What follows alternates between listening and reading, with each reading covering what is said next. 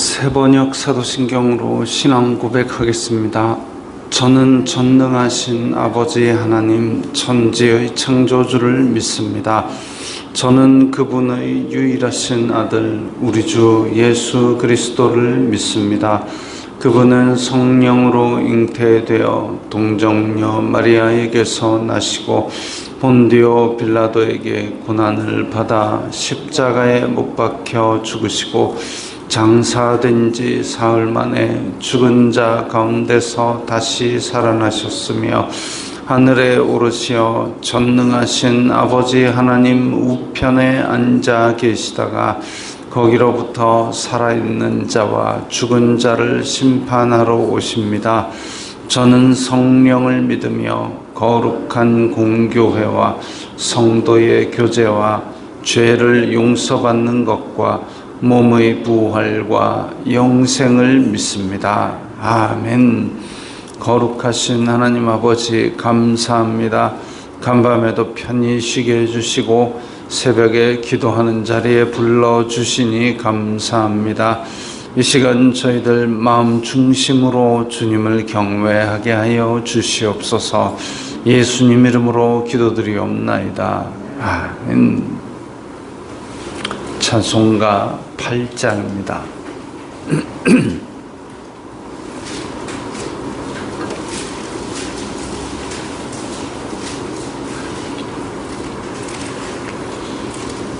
찬송가 8장입니다.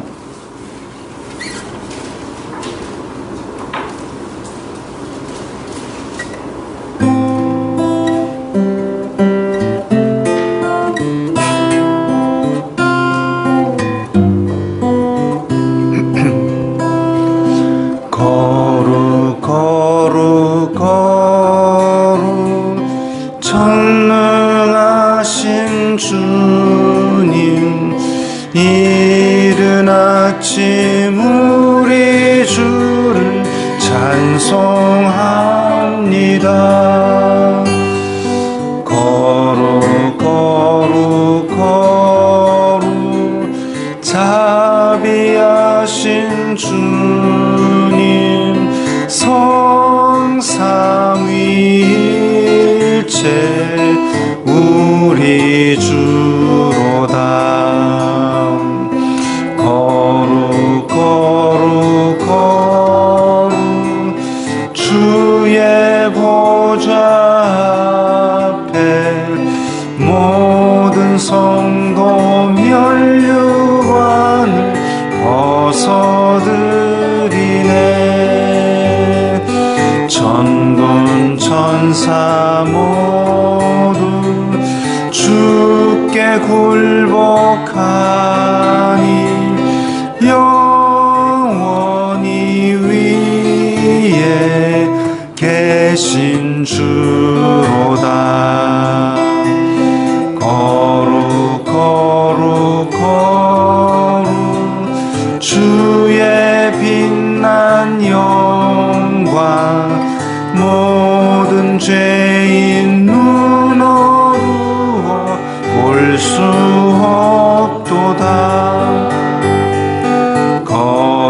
거룩하신 이가 주님밖에 없네. 온전히 전능하신 주로다. 거룩 거룩 거룩 전능하신 주님 천지 만물 모두 주를 찬송합니다. 거룩 거룩 거룩 전능하신 주님 성삼위일체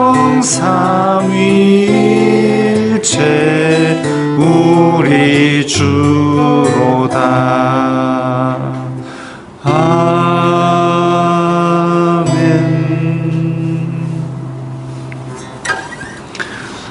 오늘 말씀은 잠언 31장 21절부터 31절까지의 말씀입니다.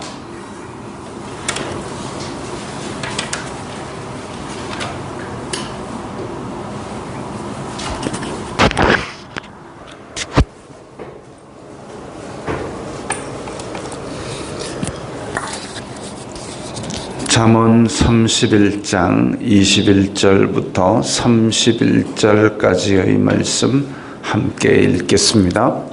자기 집 사람들은 다 홍색 옷을 입었으므로 눈이 와도 그는 자기 집 사람들을 위하여 염려하지 아니하며 그는 자기를 위하여 아름다운 이불을 지으며 세마포와 자색 옷을 입으며 그의 남편은 그 땅의 장로들과 함께 성문에 앉으며 사람들의 인정을 받으며 그는 배로 옷을 지어 팔며 띠를 만들어 상인들에게 맡기며 능력과 존귀로 옷을 삼고 후일을 웃으며 입을 열어 지혜를 베풀며 그의 혀로 인애의 법을 말하며 자기의 집안일을 보살피고 게을리 얻은 양식을 먹지 아니하나니 그의 자식들은 일어나 감사하며 그의 남편은 칭찬하기를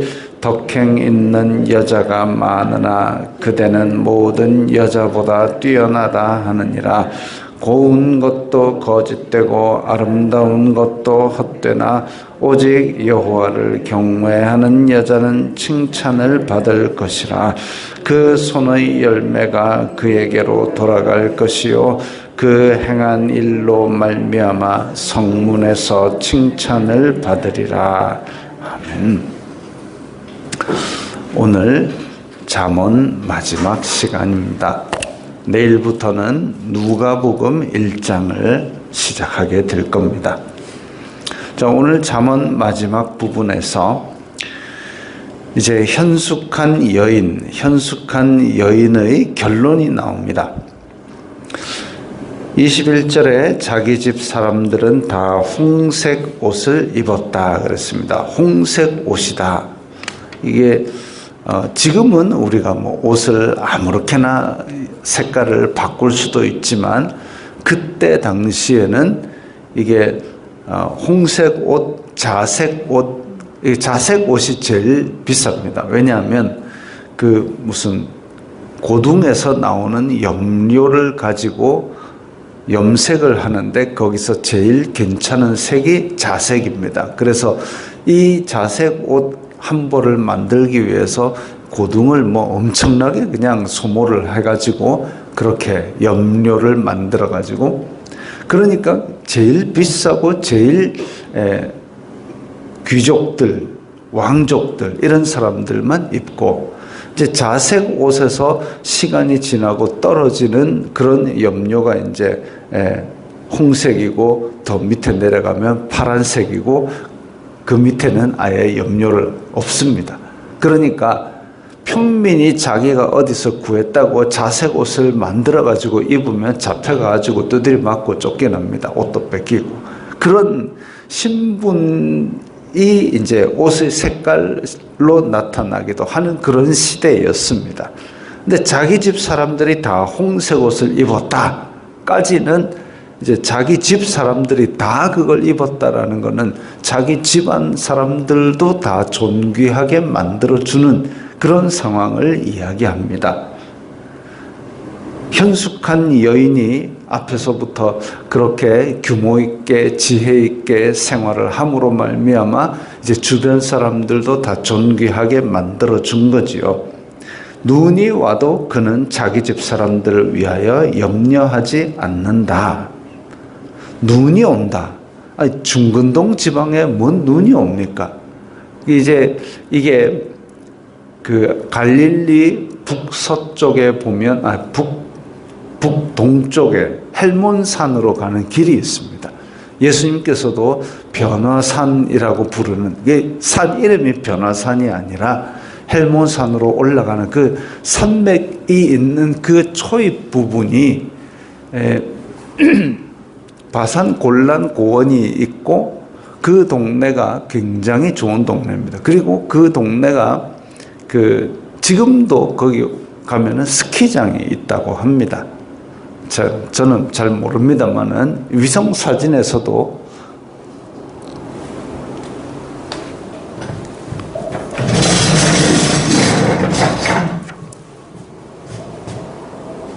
제일 꼭대기에 위성 사진에 제일 꼭대기에 하얀 부분 잠깐 보이는 저 동네가 이제 헬몬산으로 올라가는 길입니다.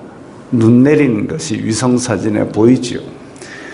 저 동네 바로 밑에가 이제 황제를 위한 도시를 만들어 놓고 그래서 가이사랴 빌립보 가이사랴 황제에게 만들었다. 빌립보 헤롯 빌립이 만들었다. 이런 도시입니다.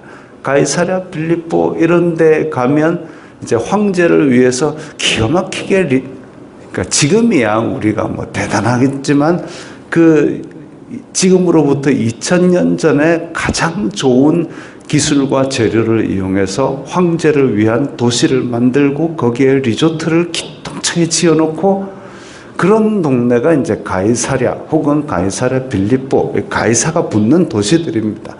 근데 거기에 이렇게 그런 동네니까 눈이 오겠지요. 그 외에 지금 뭐 어디 여리고나 이런 데는 눈이 어느 정도 오는지 모르겠지만 어쨌든 저렇게 가족들은 존귀한 사람이 되고 눈이 온다라고 하는 것은 저 헬몬산 주변에 있는 고급 리조트, 그러니까 이게 어떻게 보면 약간 비유로 보였다 하겠습니다. 고급 주택가에서 따뜻하게 지내는, 겨울을 두려워하지 않는 그런 생활, 이런 거죠. 그는 자기를 위하여 아름다운 이불을 지으며 세마포와 자색 옷을 입으며, 자, 세마포가 나오고 자색 옷을 입었습니다. 아까는 홍색 옷, 집안 사람들은 홍색 옷을 입고, 그 다음에 그는 여호와를 경외하는 그 현숙한 여인은 세마포와 자색 옷을 입으며, 그러니까 고급 재료와 그리고 존귀한 사람들이 입는 염색 옷을 입었다. 더욱 존귀한 이가 된다는 얘기죠. 그의 남편은 그 땅의 장로들과 함께 성문에 앉으며, 자, 그때 당시에 성문이다 이러면 성문 입구에 그 마을의, 그 도시의 장로들이 앉아서 이제 그 마을에 있는 송사들을 재판해주고, 재판이라 해서 소송을 건다기보다는 현자들이 앉아서 우리 이거 어떻게 할까요? 그러면 성읍의 현자들, 장로들이 이렇게 하시오. 서로 다툼이 있을 때는 조절해주고 이렇게 하는 역할을 하는 게 그 땅의 장로들이 성문 앞에 앉은 겁니다. 근데 그 남편이 그들과 함께 앉았다 이거죠. 성 안에서 유력하고 존경받는 인사가 되는 걸 말합니다.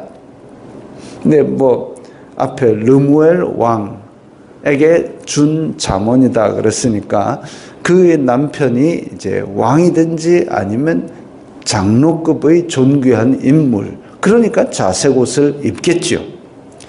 자, 더욱 존귀한 이가 되는 것입니다. 그는 배로 옷을 지어 팔며 띠를 만들어 상인들에게 맡기며, 자, 옷을 지어서 팔고 그 다음에 띠를 만들어 상인들에게 맡긴다. 이 옛날 사람들이 뭔 옷을 화려하게 입었겠습니까? 지금 우리가 입은 것만도 못한 옷들이겠지만, 그러나 옷을 지어 놓고 그 다음에 띠를 만들어 팔며, 지금 우리가 뭐 허리띠 역할이 대단하지 않지만 그때는 통으로 짜서 가운데 구멍 빵 내가지고 끼우는 그런 식의 옷. 근데 그 옷이 이제 펄렁펄렁 안 하도록 띠를 만드는데 그 띠에다가 이제 염색도 하고 수도 놓고 보석도 받고 이렇게 되면 이제 좀 비싼 사람이 되는 겁니다. 그런 거를 지금 다 만들어 가지고 팔고 이렇게 하는 거죠. 그러니까 정말로 부지런하고 또 여러 가지 일들을 다 할 수 있는 능력이 있는 사람입니다.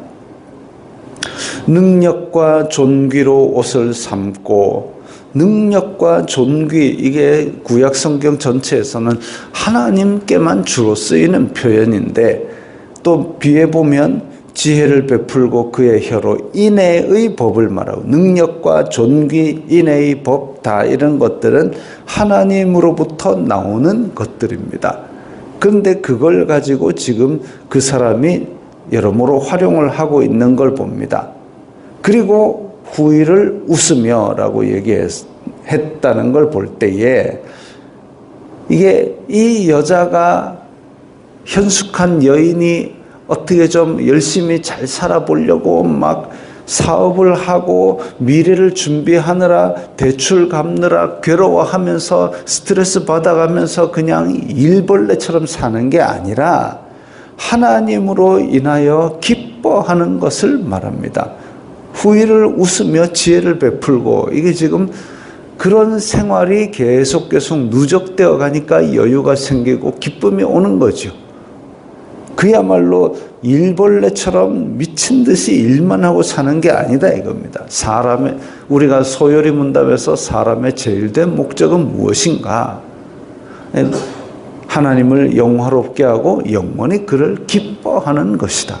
기쁘게 해드리려고 애쓰고 그게 아니라 하나님을 영화롭게 하고 영원히 그를 기뻐하는 것이다. 하나님 안에서 즐거운 생활입니다. 하나님 나라는 성령 안에서 의와 평강과 희락이라 그랬습니다. 하나님 안에서 기쁘고 즐거운 생활, 평화로운 생활, 의로운 생활, 이런 것들이 하나님 나라의 백성의 일들이죠. 자, 그래서 이 현숙한 여인은 집안에 있는 모든 사람들과 그리고 자기의 남편과 함께 하나님을 경외하고 그로 인하여 기쁜 생활을 하고 있는 겁니다. 그러니까 점점 그 생활이 존귀해지고 윤택해지는 거죠. 하나님께서 복을 주시는 겁니다. 자기의 집안일을 보살피고 게을리 얻은 양식을 먹지 아니하나니, 이 모든 일들이 그냥 가만히 있다가 갑자기 땅값이 12배 올라가지고 부자가 된 게 아니라 부지런히 일하고 지혜롭게 그것들을 경영한 결과입니다. 이까지 딱 봤을 때, 야, 이게 지금 얘기인가? 지금 BC 1000년입니다.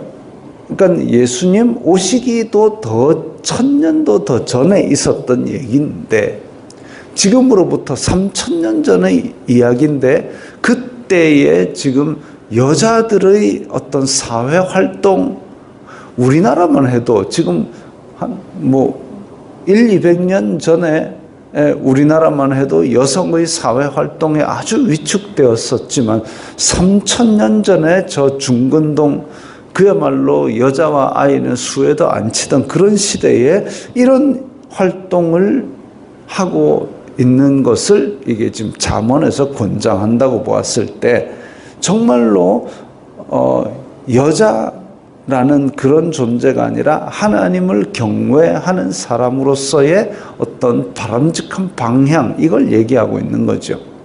그때 당시로 치면 굉장히 앞서가는 사회적인, 시대적인 그런 지혜라고 볼 것입니다. BC 1000년경의 여성의 사회 활동이라고 보기에는 굉장히 적극적이고 진보적인 이야기지요. 그의 자식들은 일어나 감사하며 그의 남편은 칭찬하기를, 덕행했는 여자가 많으나 그대는 모든 여자보다 뛰어나다 하리라. 자식들과 남편들로부터 인정받고 존경받고 있습니다. 같이 살고 있는데도 불구하고 인정받고 존경받는다. 물론 이 현숙한 여인은 자녀들과 남편에 대해서도 인정하고 존경하겠죠. 그런 사람이 모이니까 가족이 되는 거죠. 그래서 함께 살면서도 감사하고 인정하고 존경하는 이런 모습, 하나님을 경외하는 가정의 아름다운 모습입니다. 고운 것도 거짓되고 아름다운 것도 헛되나. 자, 고운 것, 아름다운 것, 이게 외모지요. 외모는 시간이 지나면 쇠락할 수밖에 없습니다. 그러니까 이 고운 것, 아름다운 것을 꾸미기 위해서 노력을 들이고 애를 쓰고 그것이 큰 의미가 없다는 겁니다. 시간이 지나면 헛되지만 여호와를 경외하는 여자는 칭찬을 받을 것이라. 마음 중심에 하나님을 경외하는 사람은 그 사람을 하나님께서 복주사 존귀하게 만들어 주시고 여기 기록된 것처럼 그 경영이 이루고 지위가 사람들에게 인정을 받고 이렇게 되기 때문에 여호와를 경외하는 여자는 사회적으로나 경제적으로나 또 영적으로나 칭찬을 받을 수밖에 없는 거죠. 그 모든 지혜와 경영이 이 여자가 똑똑해서 그렇게 된 것이 아니라 하나님을 경외하면서 나왔습니다. 하나님을 경외하니까 하나님께서 도와주시고 하나님께서 은혜를 베푸시고 그래서 그 모든 것들이 다 이렇게 존귀를 가지게 되는 거지요. 그 손의 열매가 그에게로 돌아갈 것이요 그 행한 일로 말미암아 성문에서 칭찬을 받으리라. 여호와를 경외하는 사람은 손의 열매가 열심히 일해 놓고도 그 열매를 누리지 못하는 사람들도 많지만 하나님을 경외하는 자의 복은 그의 열매를 누릴 수 있는 복, 그리고 그 행한 일로 말미암아 사람들도 칭찬을 합니다. 그로 말미암아 하나님께서 영광을 받으시도록 그렇게 해서 하나님을 경외하는 여자, 현숙한 여인, 굉장히 귀하고 단지 이게 현숙한 여인에 대한 이야기 많이 있는 것이 아니라 우리 예수 그리스도의 신부된 교회는 그의 아름다움, 그의 존귀함을 어디서 찾아야 되느냐? 크고 화려한 건물, 헤롯 대왕이 자기의 모든 건축수를 동원해서 유대인들의 환심을 사기 위해서 예루살렘 성전을 빛과 번쩍하게 지어놓고 금으로 발라놓고 그렇게 했을 때 어떤 사람이 예수님께 다가와가지고 예수님 저 건물 기가 막히지 않습니까? 라고 했을 때 예수님께서는 뭐하고 나오셨냐면 그때 마침 성전에서 과부가 2렙돈 넣는 거 보고 나오신 상태거든요. 과부가 2렙돈, 과부는 그때 당시에 생활터전도 없고 사회적으로도 아주 힘이 없는 사람인데 생활비 전부를 넣게 만드는 그런 금칠된 건물, 그게 뭔 의미가 있느냐? 벽돌 하나도 벽돌 위에 남지 않고 싹 무너지리라라고 그렇게 말씀하셨습니다. 화려한 건물, 그게 문제가 아니라 여호와를 경외하는 마음이 이게 예수 그리스도의 신부된 교회가 자랑할 일이죠. 그렇게 성도의 아름다움, 교회의 아름다움은 여호와를 경외하는 것이고 그리고 성도들의 모든 일들과 생활들이 부지런히 일하고 지혜롭게 경영하는 이런 모든 성경의 지혜, 이런 것들이 있을 때에 우리는 이 세상 속에서도 존귀함을 얻을 것이고 하나님으로부터 인정을 받고 그로 말미암아 영광된 삶을, 하나님께 영광 돌리는 삶을 살 수 있을 것입니다. 기도하겠습니다. 거룩하신 아버지 하나님, 감사합니다. 저희들에게 하나님의 말씀을 주시고 이 땅에서 하나님을 경외하는 지혜를 알게 하시니 감사합니다. 하나님을 경외하는 마음으로 언제 어디에 있든지 하나님께서 함께 계심을 두렵고 떨림으로 우리가 생활할 때에 이 땅에서도 예수 그리스도의 흠없는 신부가 될 줄 믿습니다. 도와주시옵소서. 오늘 하루도 인도하여 주시옵소서. 승리하게 하옵소서. 예수님 이름으로 기도드리옵나이다. 아멘.